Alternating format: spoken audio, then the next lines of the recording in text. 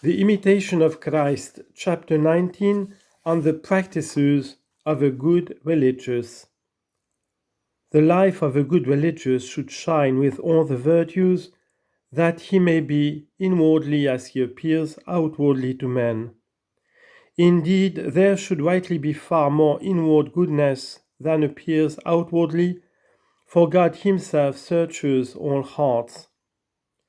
We must revere him above all things and live purely in his sight as the angels.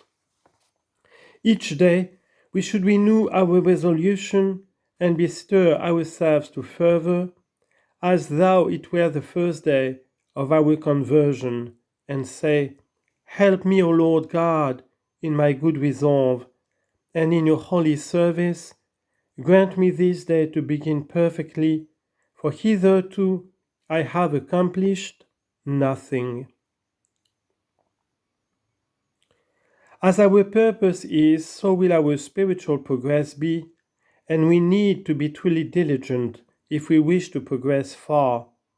For if a man of firm resolution often encounters failure, how can any who seldom makes any firm resolve achieve anything? We fail in our purposes in various ways, and the light of a mission of our spiritual exercises seldom passes without certain loss to our souls. The resolution of good men depends more on the grace of God than on their own wisdom, and they put their whole trust in him in all their undertakings. Man proposes, but God disposes. Proverbs chapter 16, verse 9. And man's destiny is not in his own hands. Jeremiah chapter 10, verse 23. If any of our proper exercises are omitted in order to perform some act of mercy or help a brother, they may be resumed later. For if they are lightly set aside out of sloth or carelessness, this is blameworthy indeed, and will prove harmful to our souls. Try as we will, we shall still fail all too easily in many things. Nevertheless, we should always have a firm resolve, especially against such faults as most hinder our progress. We should carefully examine and order both our inner and outer life, since both are vital to our advance. Although we can't always preserve our recollection, yet we must do so from time to time, and at the least once a day, either in the morning or the evening. In the morning, form your intention, and at night, examine your conduct, what you have done, said, and thought during the day, for in each of these you may have often offended both God and your neighbor. Arm yourself manfully against the wickedness of the devil.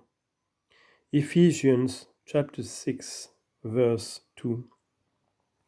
Control the appetite, and you will more easily control all bodily desires.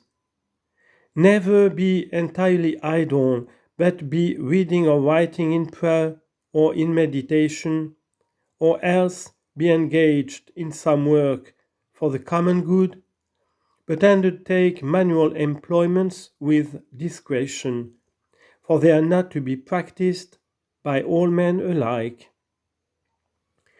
Those spiritual exercises which are not obligatory should not be made in public, for whatever is purely personal is best done in private. Take care not to come careless in the common observances, preferring your personal devotions, but when you have fully and faithfully fulfilled all that you are bound to do, then, if there be time left, employ it in your own devotions. All can't use the same kind of spiritual exercises, but one suits this person and another that. Different devotions are suited also to the seasons, some being best for the festivals and others for ordinary days. We find some helpful in temptations, others in peace and quietness. Some things we like to consider when we are sad, and others when we are full of joy in the Lord.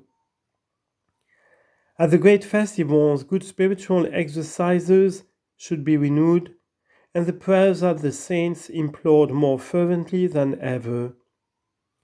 From one festival to another, we should resolve so to live as though we were then to depart from this world and come to the heavenly feast. During holy seasons, therefore, we should prepare ourselves with care and live ever more devoutly, keeping every observance more strictly, as though we were soon to receive the reward of our labors from God Himself. If this reward be delayed, let us consider that we are not yet ready or worthy of the great glory which will be revealed. Romans chapter 8, verse 18.